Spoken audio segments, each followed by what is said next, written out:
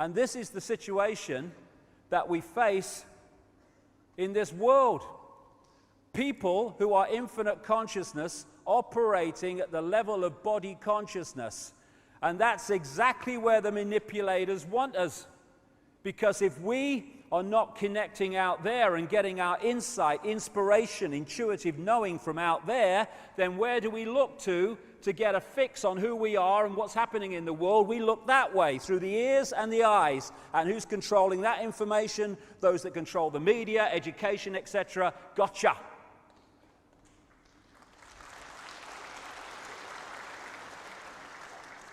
The body, I call it a genetic spacesuit. And it's kind of funny. You know, if you were on the moon with someone and an astronaut started thinking he was his spacesuit, I mean, crikey, can you imagine? Hey, Houston, we've got a problem. Bill thinks he's his spacesuit.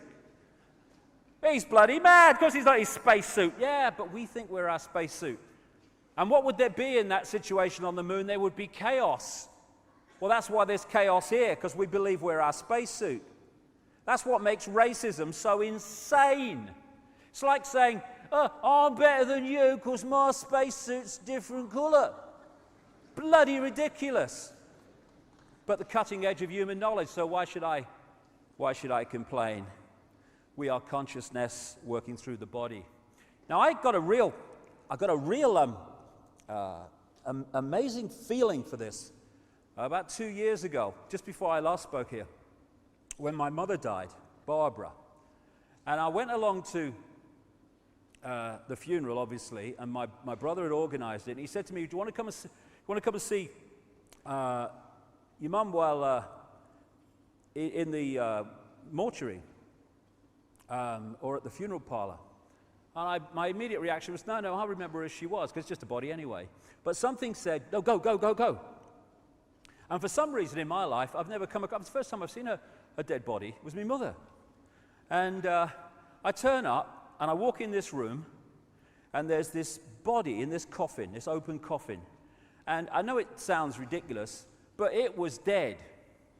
There was no bloody life there whatsoever. Dead, unbelievably dead, took me aback dead. And next to it was this picture, which my brother had blown up, which was going to go and be used in the funeral, which it was. And there was my mother's absolutely dead body, and there was this picture of my mother absolutely full of life, full of energy, full of sparkle. And I stood there, and I could see in those two images what life is, what consciousness is, because that was alive, that was dead. We are consciousness, and we've got confused, and in identifying who we are with the body, we've seriously buggered up our sense of perception and therefore our ability to be free. The energy that or the reality that we are experiencing, that we apparently see with our eyes, is just a frequency range. That's all it is, and it is minute. What we call visible light. According to current mainstream science, the electromagnetic spectrum is 0.005% of the energy known to exist in the universe. 0.005%. And visible light, which is the only frequency that our eyes can decode into this reality, is a fraction of the 0.005%. We are basically visually blind in terms of what exists in the same space that we're experiencing. It's just a television, holographic television station we're experiencing. Tiny frequency range, visible light that we are experiencing. And what we are is, at this level, receiver transmitters of information. And the range of frequencies that we are accessing decides the range and perception and awareness of reality that we experience. So the more you can close down the range of frequencies that we are accessing, the more you close down the perception and the sense of infinity of the people you are targeting. The body is a biological computer. Biological in the sense that, unlike a desktop computer, it has the ability to an extent to think for itself and work things out for itself. That's what we call evolution on a physical level. The computer is constantly receiving information, vibrational information from its environment, and it is reacting to that. It does it all the time. If we go into a place where it's cold, it will react to that. Where it's hot, it will react to that. And it's the same with things like animals, that over a period of time, their environment changes. That information is being received by the computer and analyzed by the computer, and it's making changes. And if those environmental changes, habitat changes, happen slow enough, that is why you see animal bodies evolve to fit the new environment. But if it happens really quick, we call it extinction because it can't change fast enough. It's a computer working. And we are receiving vibrational information which we're decoding into this reality. Get into that more shortly. We are interacting with this infinite consciousness, but how much of that consciousness are we reacting to with? That depends on the range of frequencies we're accessing. And we're a bit like a dodgem car in a fairground. You know, you've got the dodgem car, it's going round, it's doing everything, lots of energy, and then once the power is switched off, it's, hey, my car's gone dead. Yes, because its energy source is gone, and that's what we call death. Not death at all. It's the movement of consciousness out of this reality. That's all. What we call near-death experiences have enormous amounts of common stories about what they experienced when they left the body and then were returned when their body was revived. Stories that support massively what I'm saying here today about the fact that we are consciousness and the body's just a vehicle. They talk about going through the tunnel into another reality and how limitation disappears, how the emotional intensity disappears, because a lot of that emotional intensity, if not all of it, is body consciousness. This is what one near-death experiencer said about what he experienced when he left the body. Everything from the beginning, my birth, my ancestors, my children, my wife, everything comes together simultaneously. I saw everything about me and about everyone who was around me. I saw everything they were thinking now, what they thought then, what was happening before, what was happening now. There is no time, there is no sequence of events, no such thing as limitation, of distance, of period, of time, of place. I could be anywhere I wanted to be simultaneously. That is who we are, and we need to remember it so we can sort this place out.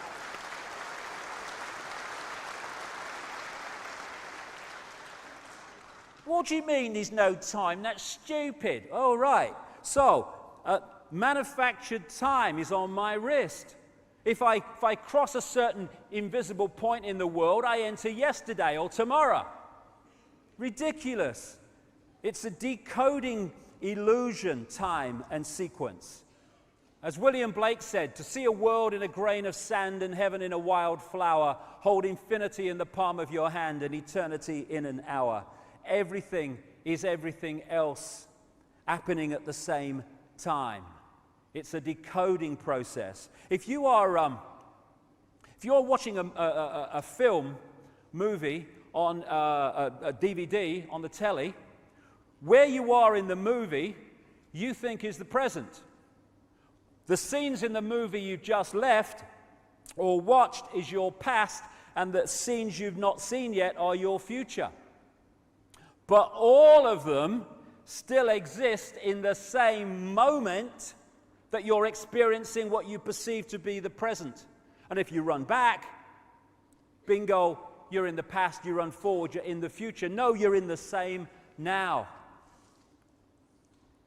As H.M. Tomlinson said, we see things not as they are, but as we are, because as we are decides how we decode reality. And this conspiracy might play out as banking scams and political scams. Yes, it does, and we should know that.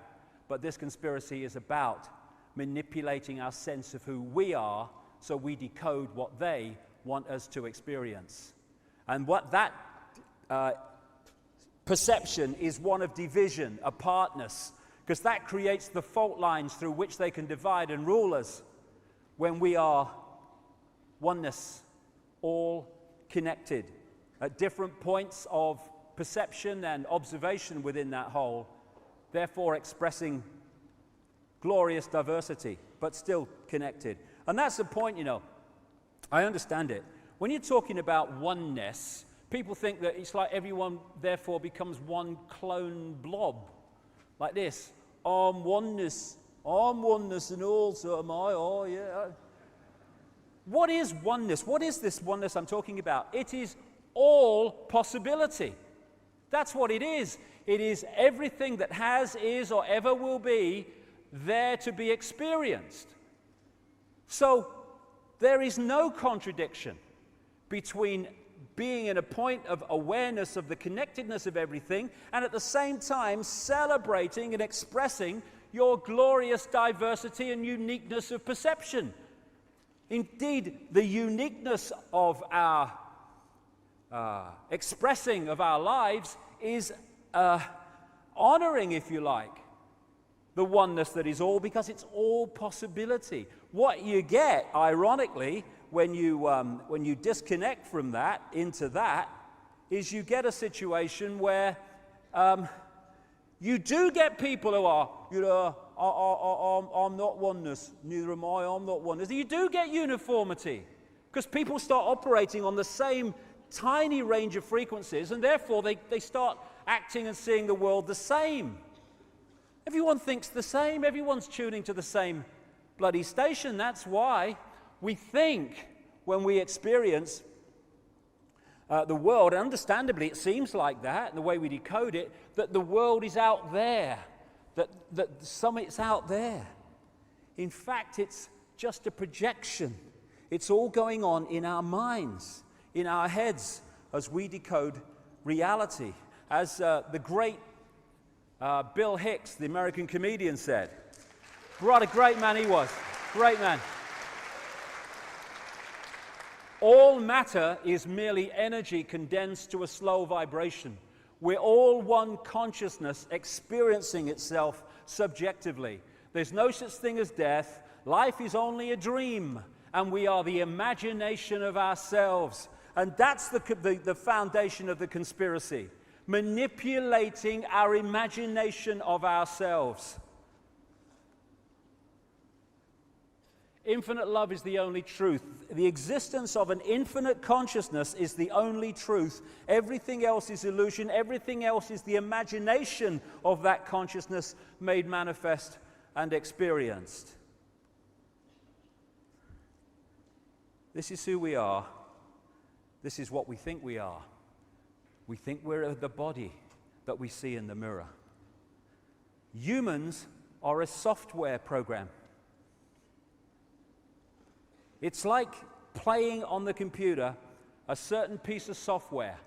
We call it genetic inheritance and all that stuff. And from that, we get what we call personality. We get all the other genetic traits, and we think they're who we are. It's a software program. Cultures, different cultures, they're software programs. Nothing wrong with them. Love them, experience them. Illusions only control you when you think they're real. When you know they're illusions, play with them, have a laugh. But they're software programs. We're not human. That's our experience. It's not who we are. Even my body's the same. Even mine. Lost a bit of weight, you know. Been off the booze for 3 months, that's why. This is an article in the San Francisco Chronicle. DNA is a universal software code. From bacteria to humans, the basic instructions for life are written with the same language. Even the cutting edge of mainstream science is now beginning to turn its mind to the fact that this is a computer, and this may well be a illusory, almost computer game. If you look at the codes that make up DNA, A, C, G, and T, or in my case, G and T, G and T, G and T. Oh, no, give it up. I gave it up 3 months ago, sorry. These 4 codes, depending on where they are in relationship to each other, decide so many things. They decide if your body's a mouse or if it's a human. And the difference in the coding compared with the difference in how it expresses itself in the different physical form is minimal. And if you look at those codes in the Matrix movies, very, very similar, because the principle of that movie is correct. On one level, we are a digital, energetic construct operating beyond human sight. And the reason now they're talking about what they call human-computer interface, where they can get the computer to be worked by the brain without any movement of the hands, is very, very simple. They're connecting 2 computers. One immensely, staggeringly more advanced than the other, but still the basically same principle. What they don't tell us is that's how it is. When you look at the human body from a point of view of a computer, it ticks almost every box. Well, it does tick every box I've come across so far. When the computer has a virus and it gets out of control and eventually it won't switch on, what do we say? My computer's dead. Why? Because it cannot connect to its energy source. What do we say when people die? We say the body's dead, the computer's dead, the energy source has left. That's why. We talk about putting computers into sleep mode where they just tick over and slow down and shut down to a very large extent. So do we. Then we've got Norton antivirus and all these other antivirus technologies. And what do? They are programmed to attack viruses and threats to the body, to the PC computer, desktop computer's functional system. We've got a Norton antivirus. We call it the human immune system. Does the same basic principle because it's a computer. This is a picture, an enhanced version of a picture taken at the Necker Hospital in a research process in Paris.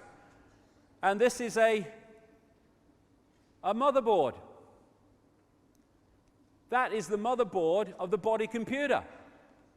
And that's the system, the meridian system, the circuit board, that acupuncture and other alternative forms of healing work on. Why? Because this chi energy, as the Chinese call it, going around the body and these lines is information passing around the computer, just like information passes around the desktop computer. And they found in their experiments that when this energy is moving too slowly compared to optimum, the body starts to show signs of dis-ease and disharmony. Why?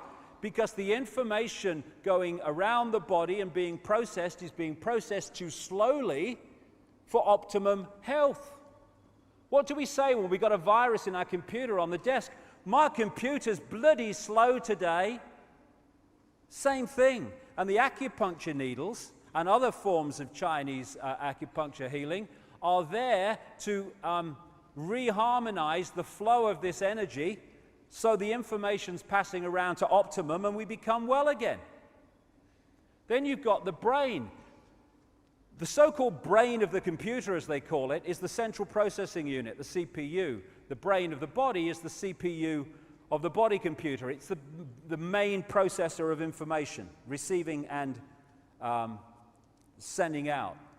And it's decoding information all the time, and therefore creating our reality. The DNA and the genetic structure is like the hard drive. And the hard drive is passed on through what we call procreation, which is like on a computer level, 2 hard drives fusing to create another hard drive, which is a combination of the 2. And together, The genetic structure and the auric field make up body consciousness, which has an awareness of its